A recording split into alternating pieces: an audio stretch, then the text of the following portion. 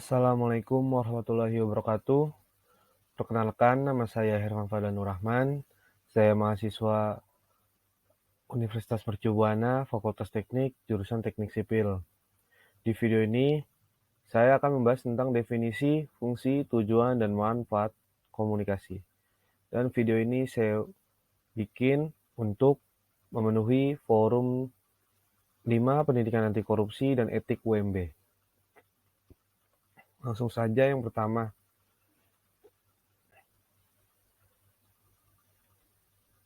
Definisi komunikasi. Komunikasi adalah prasyarat kehidupan manusia. Kehidupan manusia akan tampak hampa apabila tidak ada komunikasi. Karena tanpa komunikasi, interaksi antar manusia, baik secara perorangan, kelompok, ataupun organisasi tidak mungkin akan terjadi. Komunikasi adalah suatu topik yang amat sering diperbincangkan, bukan hanya di kalangan ilmuwan komunikasi, melainkan juga di kalangan awam. Sehingga pengertian komunikasi itu sendiri memiliki banyak arti yang berlainan. Oleh karena itu, kesepakatan dalam mendefinisikan istilah komunikasi merupakan langkah awal untuk memperbaiki pemahaman atas fenomena yang rumit ini. Kata komunikasi atau communication dalam bahasa Inggris berasal dari bahasa Latin, communis, yang berarti sama. Communication atau communicare yang berarti membuat sama, to make common. Istilah pertama, komunis, adalah istilah yang paling sering disebut sebagai asal-usul kata komunikasi, yang merupakan akar dari kata-kata Latin lainnya yang mirip.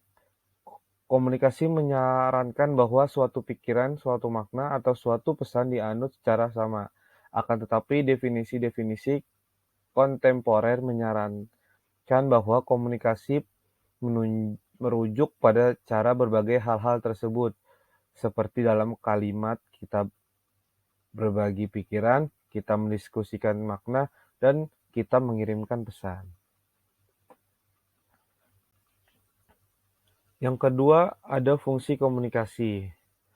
Fungsi komunikasi sangat penting dan diperlukan dalam kehidupan sehari-hari, baik antara individu dengan individu, individu dengan kelompok, maupun kelompok dengan kelompok.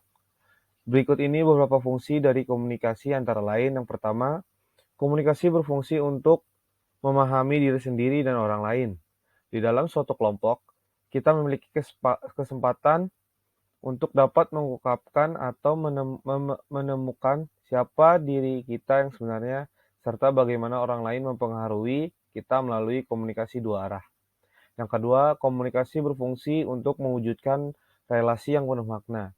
Komunikasi merupakan suatu modal dasar dalam menjalin relasi karena di dalamnya kita dapat memperhatikan diri sendiri serta mempertimbangkan kebutuhan orang lain. Dan yang ketiga, komunikasi berfungsi untuk menguji dan mengubah sikap dan perilaku. Dalam berkomunikasi, tiap individu memiliki kesempatan untuk saling mempengaruhi orang lain maupun memujuk mereka untuk berpikir seperti yang kita pikirkan dan bertindak seperti yang kita lakukan.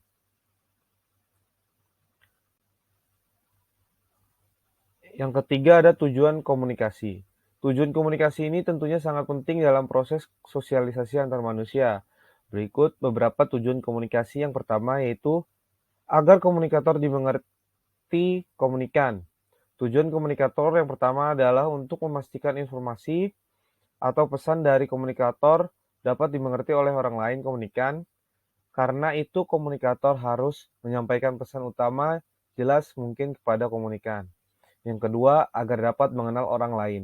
Tujuan komunikasi selanjutnya adalah agar dapat mengenal orang lain. Dengan adanya interaksi dan komunikasi, maka setiap orang dapat saling mengenali dan memahami satu sama lain. Kemampuan mendengar atau membaca atau mengartikan pesan orang lain dengan baik merupakan hal penting dalam aktivitas komunikasi. Yang ketiga, yang terakhir, agar pendapat diterima orang lain. Tujuan komunikasi juga dimaksudkan agar pendapat kamu diterima oleh orang lain. Komunikasi secara persuasif seringkali dilakukan untuk menyampaikan gagasan atau ide seseorang pada orang lain. Tujuannya agar ide dan gagasan tersebut diterima. Nah, yang terakhir ada manfaat tentang komunikasi. Yang pertama, manfaat dari komunikasi itu yang meningkatkan kepuasan kerja. Komunikasi efektif yang terus didukung pelaksananya di tempat kerja dapat membantu dalam membangun loyalitas dan kepercayaan yang ada, pada akhirnya berkontribusi pada kepuasan kerja yang lebih besar. Survei juga menunjukkan bahwa organisasi yang mendorong komunikasi yang terbuka antara atasan dan bawahan dapat menekan siklus pergantian karyawan. Yang kedua ada meningkatkan produktivitas kerja. Ketika pekerja dalam suatu organisasi mampu menerapkan komunikasi efektif, maka potensi konflik akan berkurang. Komunikasi efektif di tempat kerja juga dapat membantu memperjelas informasi. Hal tersebut sangat mempengaruhi kinerja seseorang di tempat kerja. Yang ketiga ada kemajuan profesional. Nah, kemajuan profesional ini komunikasi efektif mendorong agar konflik yang terjadi selama proses komunikasi diselesaikan secara terbuka dan sesegera mungkin. Upaya positif ini mengarahkan pada pertumbuhan individu untuk menjadi pribadi yang lebih profesional. Sekiranya itu saja yang bisa saya jelaskan pada video kali ini. Kurang lebihnya mohon maaf. Wassalamualaikum warahmatullahi wabarakatuh.